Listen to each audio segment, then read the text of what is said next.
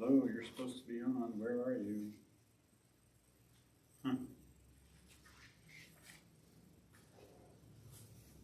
Oh, there we are. We are live.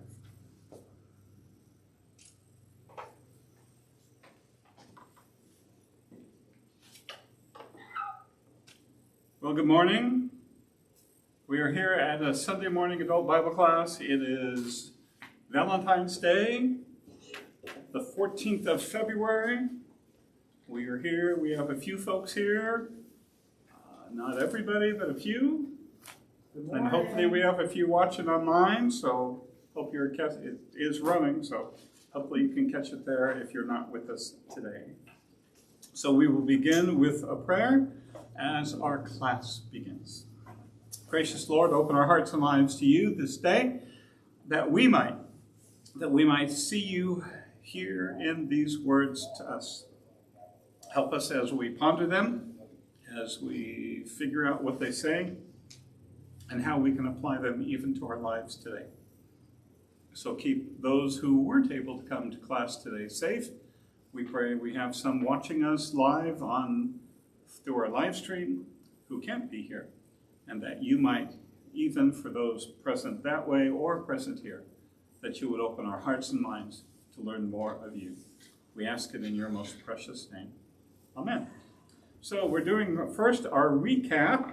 Last week we looked at verses 14 through 23 of chapter 13. So I did a short one this time. Tried to keep it shorter because I get too wordy, I guess, with too much stuff. So here what's what we do. Again, number one is the key point to remember in all of this is Jesus is concerned about his followers' preparedness and response. Not so much about figuring out God's plans. That's what we want to know, all of that. But we need to keep that in mind, that Jesus wants us to be prepared. And that's the key point throughout. Number two, I borrowed this from Volz, from his commentary. The phenomena discussed and the descriptions given in the next 19 verses, that's the verses that we were looking at, included in that, can be largely understood against the background of the events that preceded the Jewish war against Rome, AD 66 through 70, as described by Josephus. A lot of people, when they have all of those words, talk about end times. They don't think they do, and we talked about that last week, I believe. We'll be interested in what we do this week. But there are the two questions Jesus is answering. That's the key part through this whole chapter, is Jesus is answering those two key questions from verse 3. When will these things be? And secondly, what is the sign when all of these things are going to happen? So when and what are the signs? The Great Tribulation is what this section was, and the whole thing about the Great Tribulation and all, let's see, I guess I wanted to read the bullet points. It was first fulfilled, the whole thing about, let me go through verse 14. It's the Abomination of Desolation. I should have written that in there. I didn't write that in there. That's the part. And so there are different places where we can see that these words could be fulfilled. 167 BC. I'm always interested in the dates BC, that they know the exact year. It's not about 160 or 170, but it's 167 BC, when Antiochus IV placed a statue of Zeus on the altar of burnt offerings in the court of the temple. That could be Daniel 9:27. Jesus' prophecy for the time period could, I left out the word point, to the moment when Titus and his soldiers set up altars in the temple area, offered sacrifices to pagan gods after the defeat of the Jewish rebels. AD 68, that's a pretty good date on that, where the Zealots anointed what some call the clown Phanai as high priest. And I think the key point is the last bullet point there. The Jewish Christians recognize this abomination of desolation, probably the whole thing with Phanai at the end, as the whole thing of that this is the sign Jesus had spoken of, and fled the city to Pella before Jerusalem was cut off by the Roman 10th legion. So they listened to and followed Jesus' advice to be prepared and responded properly. What's the source for that? All of that, that's... the flight to Pellet, is that? That is Josephus, primarily for that, yeah. We have a Josephus book in the library here. If you're interested, you could read Josephus. Well, I have it. Okay. Yeah, that's the source. It is it's from Josephus. I think I have, or had, Paul Meyer wrote a translation of portions of Josephus, and it's easier to read than the traditional one, which is in difficulty. It is heavier English, I guess I would say. So that's another thing. Okay. So yeah, no, that's part of history. We know that part fairly well. Number 4, Jesus' emphasis in those verses 14 to 17. If you read those, the whole emphasis is to flee the city. Do it now. Do not wait. There's no time to go back. You can't go back and get anything out of your house. Anytime I read that, I kept thinking of Lot's wife for some reason. When she looked around, kept looking back or something. There's no time to go back. Just get out while it's safe. Do it quickly. And number 5 talks about the horrors and atrocities. Again, the excursus number 13, the handout, the terrible things. I mean, it's hard to imagine. It's hard to read all the terrible things that happened in that war.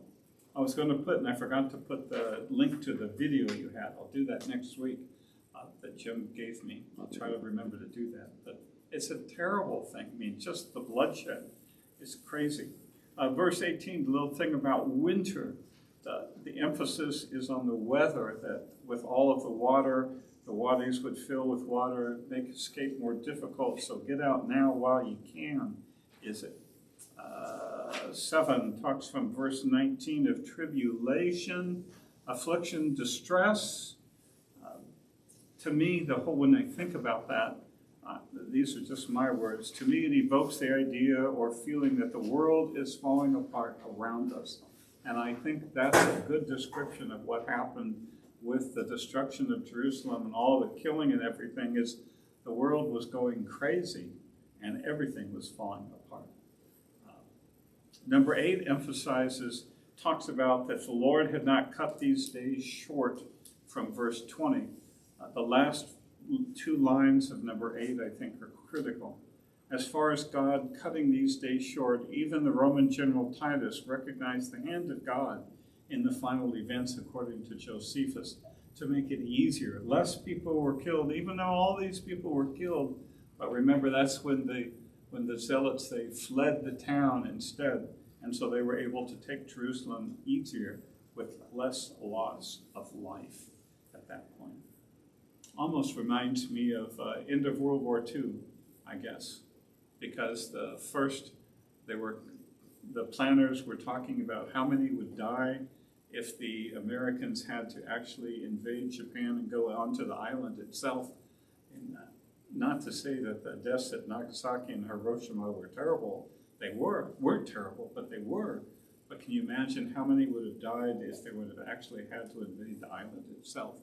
And so that it's incredible to think about all these things. I don't know. I keep thinking of all these other things that fit in, I guess, in more recent history.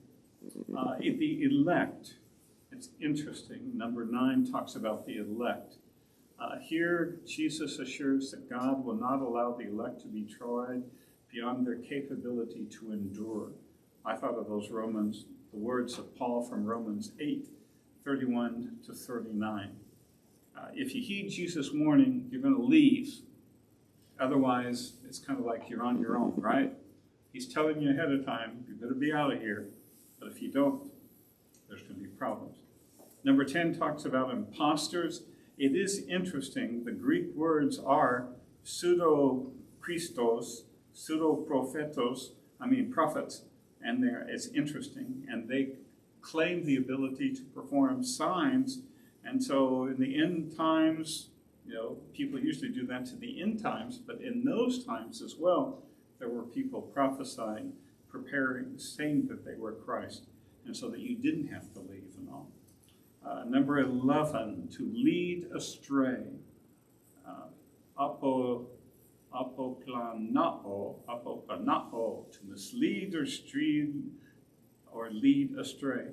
If led in the wrong direction, the believer would end up staying in Jerusalem, which would lead to their utter destruction. And again, number 12, I'm interested in the different ways that blepo, to see, is used. Here it's to see carefully, to watch carefully and all. I'm quoting Michael Card for number 13. It's from, it's an interesting little book on, he has one for each of the Gospels. This one he calls Mark, the Gospel of Passion. And this is what he wrote. This is for folks online if you don't have this. Each detail of Jesus' words found its fulfillments in the 4 decades leading up to the destruction of the temple in AD 70. 5 major earthquakes, there's an extra quakes there, isn't there? 5 major earthquakes occurred in Crete, that's in 46, Rome, 51, Phrygia, 53 and 60, Caponia in 63. There were 3 great famines during the reign of Claudius, in Judea in 44, Greece in 50, Rome in 52. In addition, in AD 65 was the worst year for famines and earthquakes in the entire history of Rome. And AD 69, known as the Year of 4 Emperors, was a time of political confusion and upheaval, the likes of which Rome never experienced. The book of Acts records the arrest and trials of Jesus' apostles. Jesus had provided an accurate description of their experience from the present time until the years just prior to 70 AD. Such things must happen, Jesus says, but the end is not yet. If you want to read more, again, the little short thing I gave you on from Josephus is pretty good in that. It will give you much more information. And of course, you want to read everything. You go and read Josephus yourself, where you can get all of the information out. That's a brief thing. Tim's waving. Hi, Tim. Yeah. Last week you referred to Paul Meyer's book, recommended that. And I thought a lot about it this week. And now you're saying that people were leaving, but yet there was such horrible, I just had no idea. I knew there was, Jerusalem was overrun and so forth, but I didn't realize that there was such savagery. You said, made reference to cannibalism. I mean, what prompted that? What? I'm sorry, what? What prompted that? Why did people turn so savage? You're asking a why question. Why questions are the hardest to answer. Romans did not like what they did. And so the Romans are going to get back at them. Okay. And I mean, that's the simple answer. But why did the Jewish zealots kill off people in Jerusalem? Their own, these are Jewish people they're killing because they think they're sympathizers of the Romans, I guess. I mean, the blood ran all over the place. I don't know. I cannot explain it. I guess my standard answer would be sin. That's the answer. That's the best answer I have. I don't know. Craziness. Did you say that the book is in our library? Paul Meyer's book? No, I do not think so. The book is called The Constantine Codex. It is book number 3 in the Skeleton series. I have it as a Kindle book, actually. Sorry, I can't lend Kindle books. I could lend if I have a... Josephus is in the library. Okay. Paul Myers. Oh, all right. And you can read a lot of different subjects of history of that era. Yes. He's written much more nonfiction than fiction, although he has several books of fiction too. I don't know how many books he's written. But you could read the Josephus one. We have Josephus there where you can read more about the terrible things. And again, this was written by Josephus, who was a Jewish person adopted by Roman. That's why he gets the name. And so the book is, if there's a slant, it's going to give a history of Jewish people, but it's going to probably slant a little bit more toward Rome because he knew who's providing the money for the book, I guess you could say. So But to answer your original question, I don't know. It's sin. It's people go crazy. I mean, let's go to World War II. Let's go to the Nazis. How can you explain that? I mean, it's just as inexplicable, isn't it, I think? You can go through any of the genocides since then, and there have been many. How do you explain that? It's the results of sin going worse and worse and worse, I guess. It's the best way I can say it. I don't know. Anybody else have a better way to put it? And we can make it very contemporary. Look at today. Look at our world today. The thing I always think of in those cases of trying to understand why is, I guess I'm glad I can understand why, because if I could understand why you could do that, it almost would mean that I could see myself doing that. I cannot see myself doing that. That's why I suppose I can't understand it. But that's a strange argument. I don't know. Okay, anything else?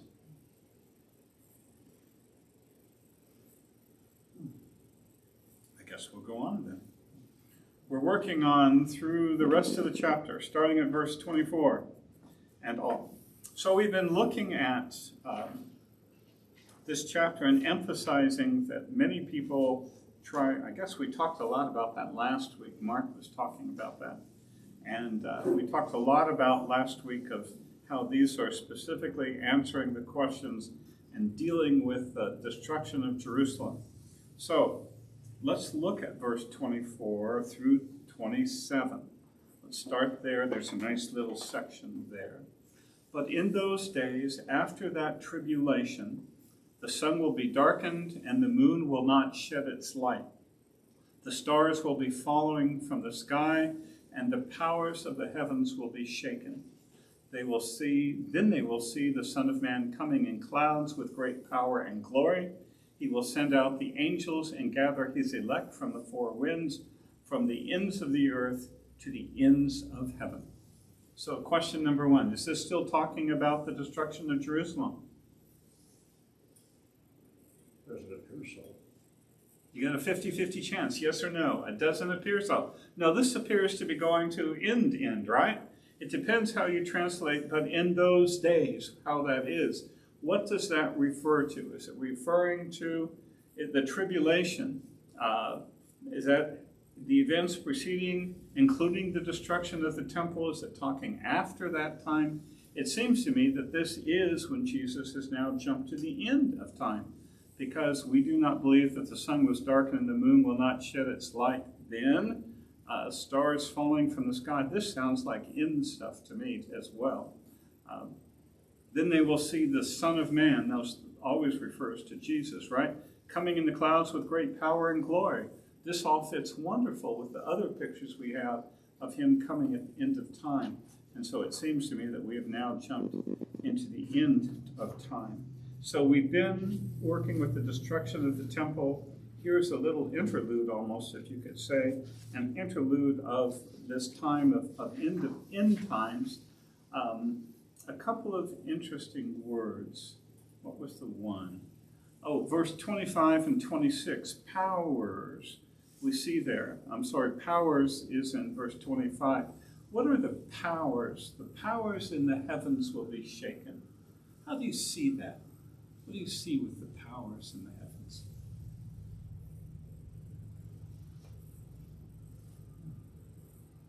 You all awfully quiet now. I was thinking of Ephesians language. Ephesians 1:21 talks about the powers and principalities and all these things. So we're talking about other powers, kind of like maybe the powers of Satan and all. They will be shaken. They will be overcome when the Son of Man comes. And notice what he will do. He will send out the angels. I didn't put angels down. Angels is translated as messengers. Angels as messengers. So we could be, he will send out the messengers, and they will gather together, to assemble together the elect from the four winds, from all over. He will bring them from the ends of heaven. And then he jumps on to another topic. So it's really a quick little snippet of end times.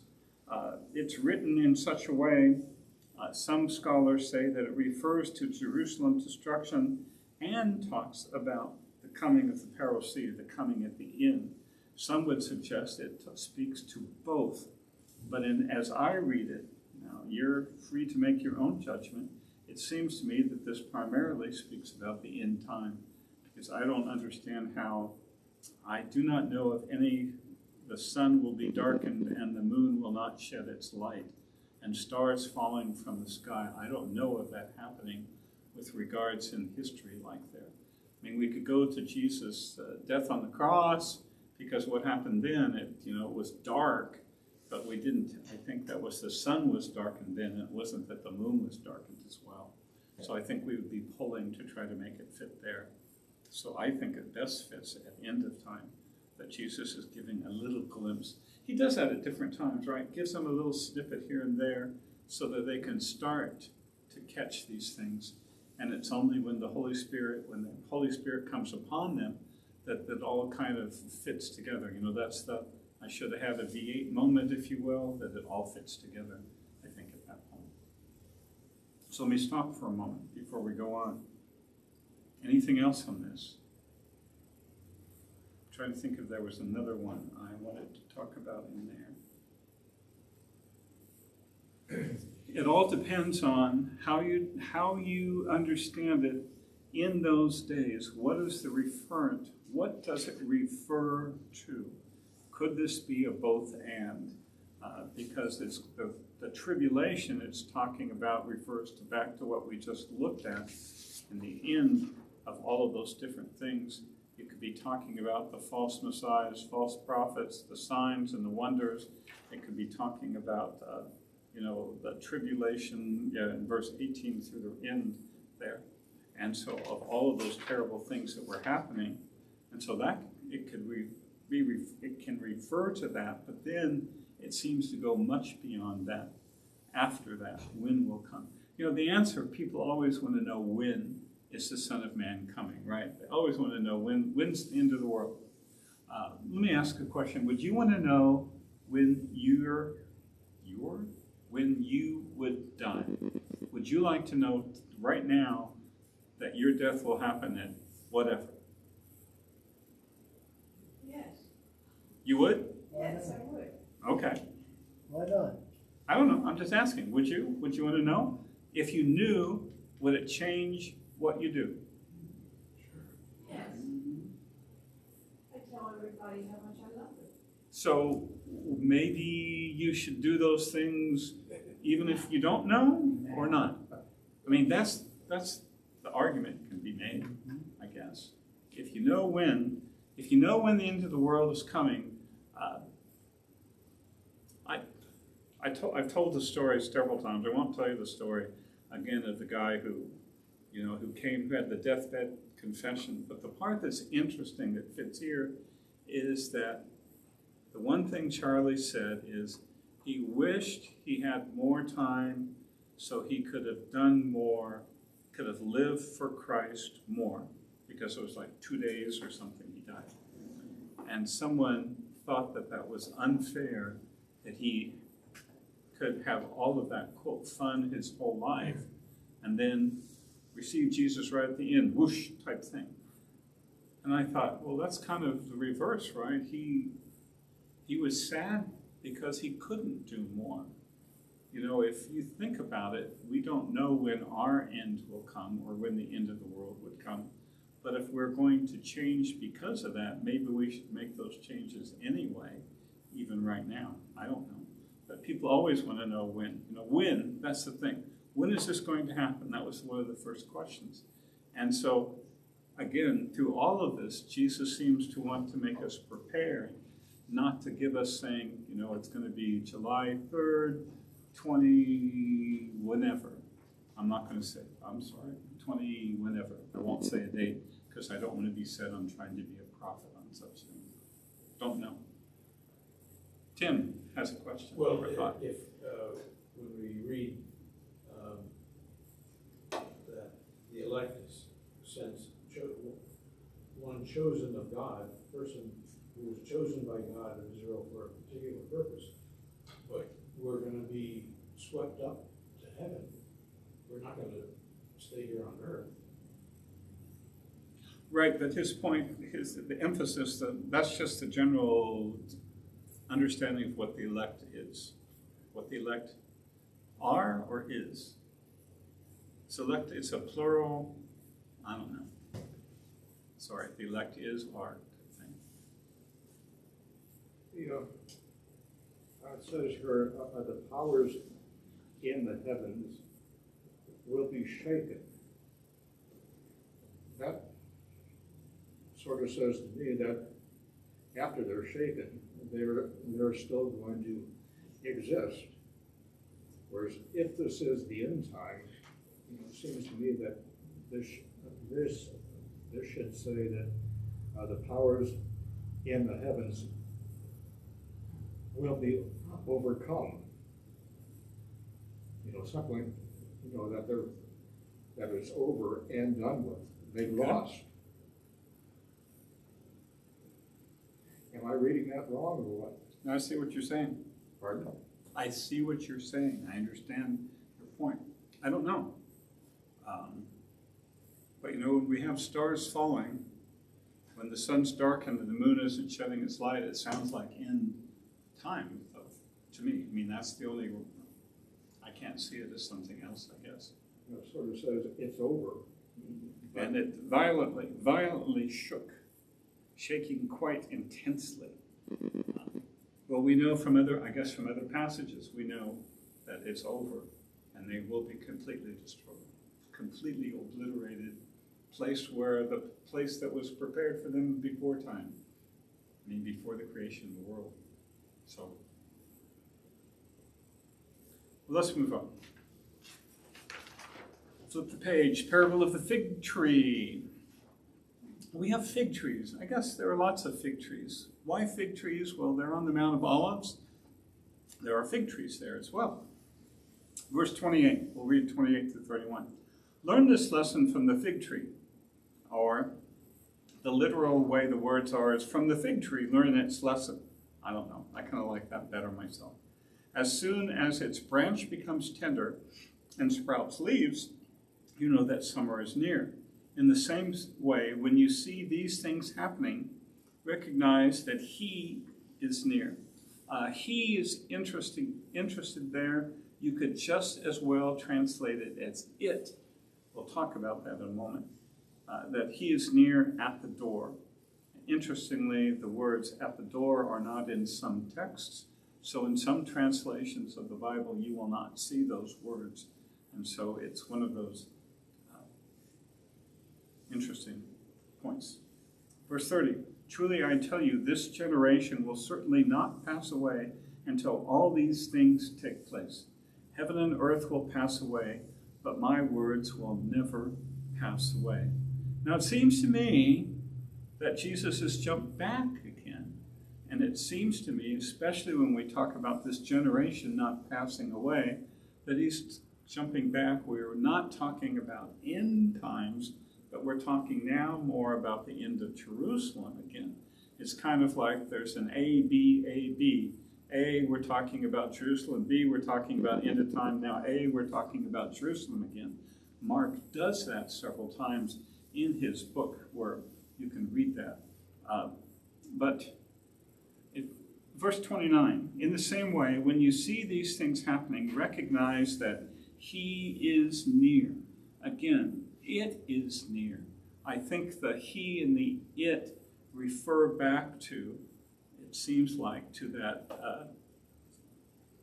what's the word I want? The abomination of desolation type thing, this difficult time, these difficult things. And so here, I guess I capitalized it because it could be referring to Christ. And if it's referring to Christ, then it's more referring to the end of time again, isn't it? So depending on who you are, is this talk about the destruction of Jerusalem and the temple, or is he continuing on with the end time coming of the Son of Man? And it depends really how you what you do with he there. Is it he or is it it? I don't know. In this, there's a lot here where it goes back and forth. And some people, it depends on who you are, how you interpret it, whether you want this to be specifically about the time right then, or if you want it to be end of time. For me, this is just me, I think it's referring back to Jerusalem, in my estimation. Now, if you want to say it's end of times, that's perfectly fine, and you can make a good argument for that. One of the interesting words to me is learn this lesson. Lesson is parabole, this parable from the fig tree. So we could translate it, or could transliterate it to be parable. And so when these things are happening to this tree, you know the times. That's what he's saying, right? You know that it's coming close to summer. In the same way, when you see these things happening, now is he referring to what he just spoke about? So that's where we can go to the end of time. You know that those things is almost that that's Jesus, is at the door, or is it referring to the other events happening about Jerusalem, that you know that that destruction is near. But it seems to me that verse 30, that this generation certainly will not pass away until all these things take place. That's what to me seems to bring it back to the here and now as opposed to eternity, because he's saying that you all, and these people, many of them are going to still be alive at this time when the destruction of Jerusalem happens. And it's going to be a terrible event. And then he ends it with this phrase we hear several different ways in the future, in Jesus' speech elsewhere. Heaven and earth will pass away, but my words will never pass away. Never. They will not pass away. Pass away. Parakomai. Parakomai. Pass away. To pass away, to pass out of use or to go out of existence. That they will, that will go away, but my words will not go away. I don't know. That's what I wanted to talk about. What do you want to talk about this? Which would you vote on? Which way would you lean? Would you lean to destruction of Jerusalem, or you want to stay with end of times? You can make an argument either way. Anybody want to? That was Goliath. David and Goliath. Yeah, I think. interesting.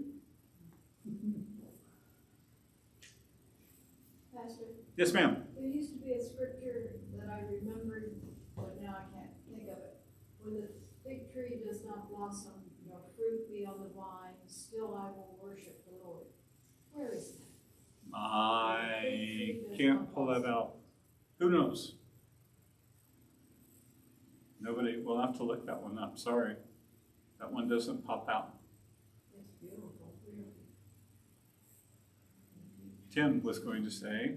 Well, yeah, this is fascinating. I didn't realize about the fig, that as soon as the branch becomes tender and sprouts leaves, you know that summer is near. I don't even know that I've ever seen a fig tree, but that really struck me, that's why we need to be attentive to what's going on around us and listening to the Lord and watching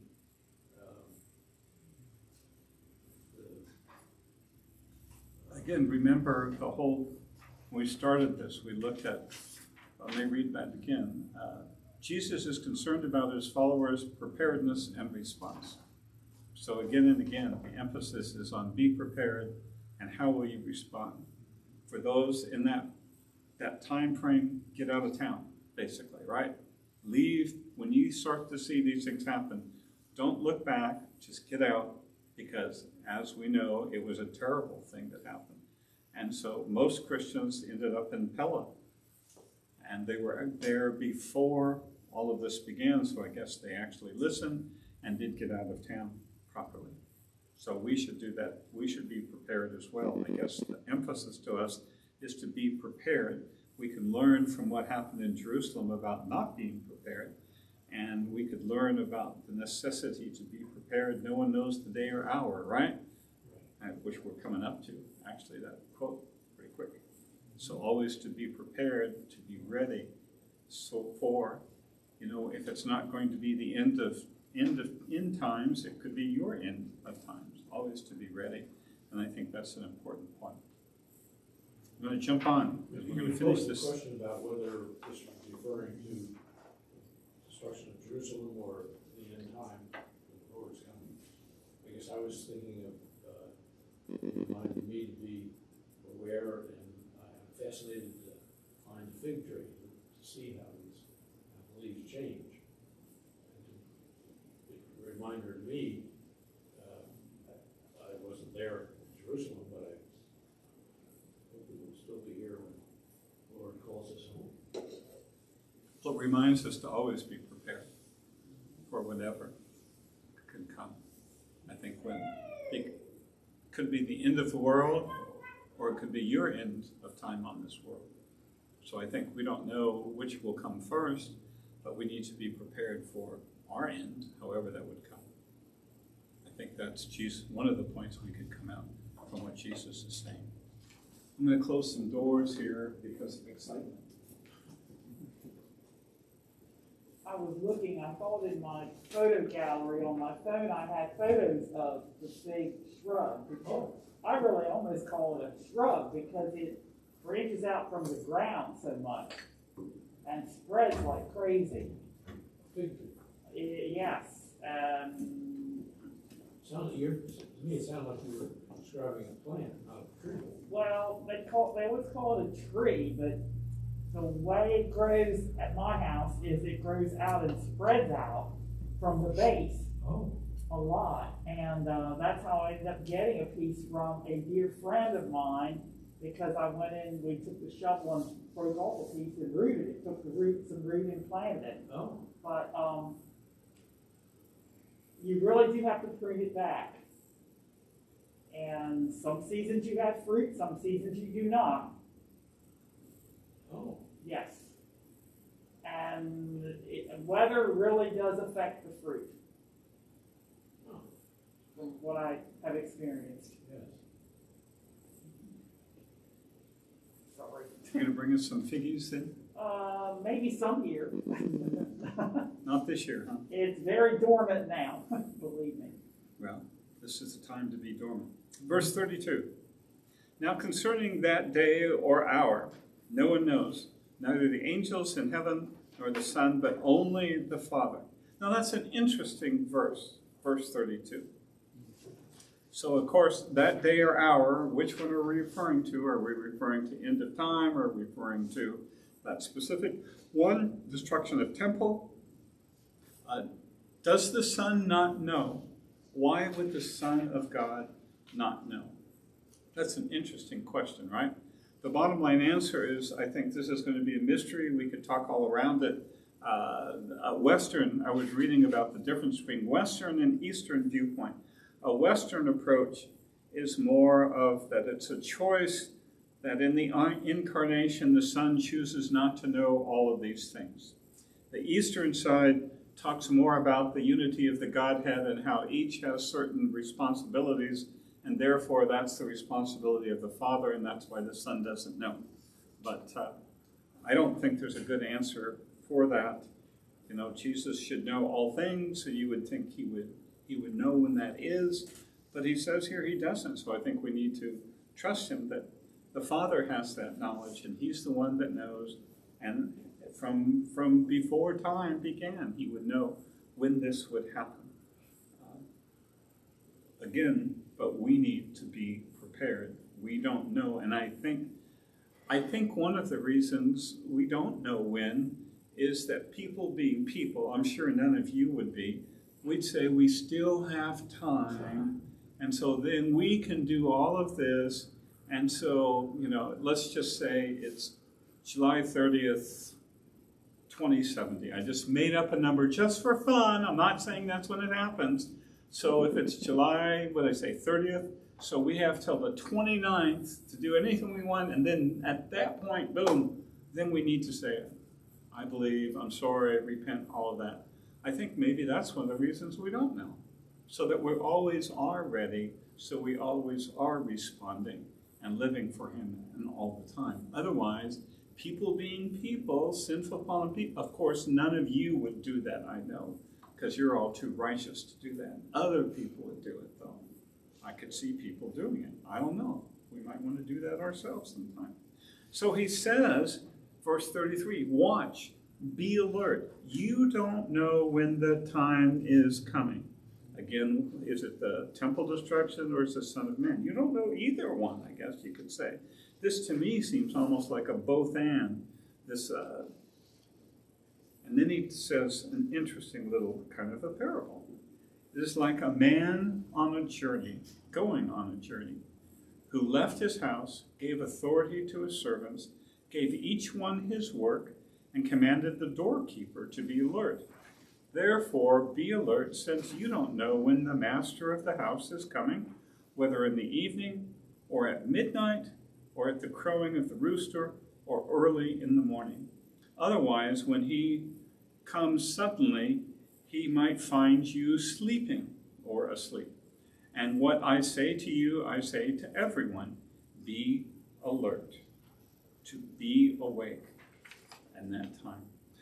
It's interesting to watch, be alert. We start that way and we end that way, don't we? And so Jesus' emphasis is, and it kind of is going on back to the second question maybe, which is, let me read it again.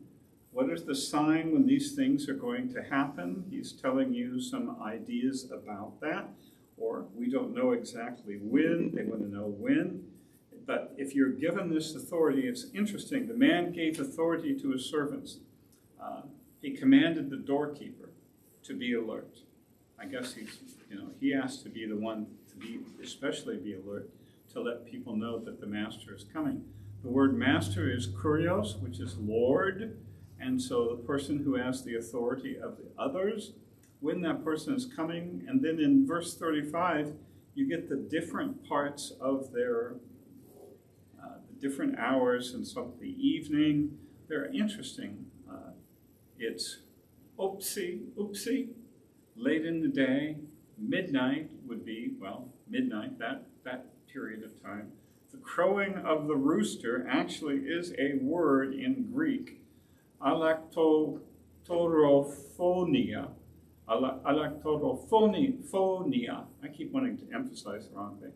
Alaktorophonia is what it is. The crowing of the rooster, which is the third watch, the 3-hour period of the 4 from 12 a.m. to 3 a.m. I don't know. When does a rooster crow? I always thought a rooster crowed at sunrise. But this was an actual time frame. And then in the morning would be the one that would come after that. So you don't know when the master is coming. And the emphasis on all of this is, you need to be awake, you need to be alert, you need to be prepared. And if there's nothing else that Jesus is saying to us, is that you and I need to be awake, we need to be prepared for whenever he might come. We need to be ready for his coming. Because when the time comes, I think this, again, to me, this is, I guess this really applies to both, I guess you could say. It applies to the people there at that point that they needed to be ready because they didn't know when this was going to happen. But I think it applies to us. The way that I would apply it to me is it always reminds me that I need to be prepared because I do not know when the Lord would return, and I need to be ready for his return whenever it could be. So if we're asking two questions of Jesus, if the two questions in this from verse 4 were, when will these things be? Does Jesus actually say when this will happen when he's talking about destruction of the temple? He doesn't say the actual when. What are the signs? He gives lots of signs, and people have taken these signs and applied them to all sorts of different times and such, seeing, if you're on Facebook, people are even doing it today, where you can say, the signs are being fulfilled, the end is here. Anytime there's a difficult period in time, people will see that these signs fit that period of time. That's at least my experience. The last big one, I think, was World War I, although some of it was done at World War II as well. But World War I, they said, this is the end of the world, because it could never happen again. There will never be a war like this again. And then there was, right? World War II. And that we say it could never happen again. And heaven forbid that there's a World War III, because we've developed such wonderful weapons that could cause even more destruction, which almost seems to bring in the end of the world, some people would suggest. And there are novels, Christian novels, that suggest that and all of those things. But the emphasis that Jesus is saying is to be prepared. And if you read verse 33, and if you read verse 37 in this, that's what he's telling us. You don't know when it's coming. And verse 32, no one knows, only the Father knows. And so that's why I guess Jesus is saying, I can't tell you that on March 3rd this is going to happen, the destruction of Jerusalem. We can look back and see when it happens. He can't tell us that on, what was the date I made up, July 30th or whatever, 2070. Again, I'm just pretending, it's not a prediction. That that's the end of the world, that Jesus doesn't know that, so he can't tell them when it is. But his emphasis is always on be prepared, to be alert, to watch for the signs. And so I think it's always to be prepared for, if nothing else, your end here on this world type thing. The other thing that's fascinating to me is, I have this little thing, I forget where I got this. This is the Christian Standard Bible, a sampler, just of Gospel of Mark. And it has red letters, red letters, Jesus' words. I don't think there's a chapter in thus far that has as many red words as this one does. Because this is basically almost, verse 1, 3, and 4 are not Jesus' words. The rest of it is everything Jesus says. And so Mark does not give us as many of Jesus' actual words that he speaks. Luke does a lot more. I think if you read through, there's an hour and a half of Jesus' words, but in Mark, there's not many, and there are a lot here. And the answers, though, are not giving them the specific answers they wanted about when, but it gives them ideas of things to watch for. And fortunately, the Christians in Jerusalem listened and watched, and at least most of them got out of Jerusalem before the final destruction of that. I think it's up to us that we do not know the day or the hour, and that we need to therefore to be prepared for the end, whether it be our own end or it be the end of time. And so I think Jesus is trying to help prepare us in that way as well. So that's what I wanted to talk about. You all need to talk more because I'm done. Tim.